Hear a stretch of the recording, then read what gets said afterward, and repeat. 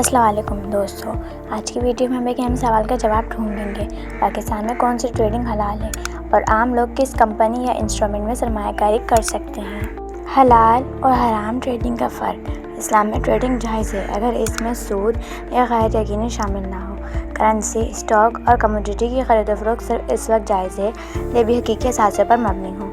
हराम चीज़ें जुआ, बाइनरी ऑप्शंस, फ्लेक्स का सूदी सिस्टम और ऐसी कंपनी जो शराब या सूदी बैंकारी करती हैं। पाकिस्तान स्टॉक एक्सचेंज पाकिस्तान में सबसे बड़ा और रेगुलेट प्लेटफॉर्म है पाकिस्तान स्टॉक एक्सचेंज। इसमें ऐसी कंपनियाँ लिस्टेड हैं जो शरीक कंप्लाइंट हैं। इन कंपनियों की लिस्ट बाकायदा शरीक एडवाइजरी बोर्ड जारी करता है।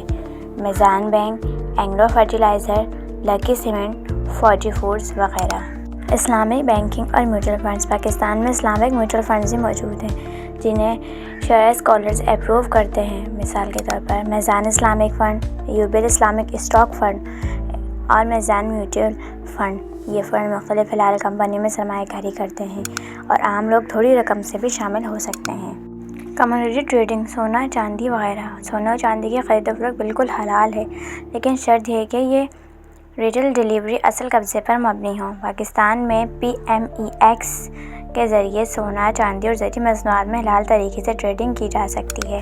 रियल इस्टेट इन्वेस्टमेंट पाकिस्तान में रियल इस्टेट हमेशा से एक बड़ा और हलाल इन्वेस्टमेंट का ज़रिया रहा है, अगर इसमें लिक्विडिटी कम है, लेकिन ये महफूज सिर्फ सरमायाकारी मानी जाती है।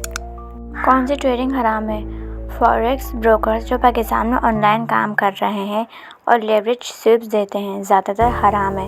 क्रिप्टो ट्रेडिंग के बारे में अभी पाकिस्तान में वाज़ेह कानून नहीं है और ज़्यादातर उलमा इसे हराम या मुश्तबह करार देते हैं।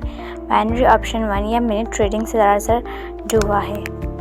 दोस्तों, पाकिस्तान में हलाल ट्रेडिंग के बहुत से ऑप्शंस हैं। PSX पर इस्लामिक म्यूचुअल फंड्स, सोना और चांदी की commodity trading, real estate investment. हमेशा याद रखें, सरमायाकारी करने से पहले ये देखें कंपनी या प्लेटफॉर्म रेगुलेटेड और शरीक कंप्लाइंट हो।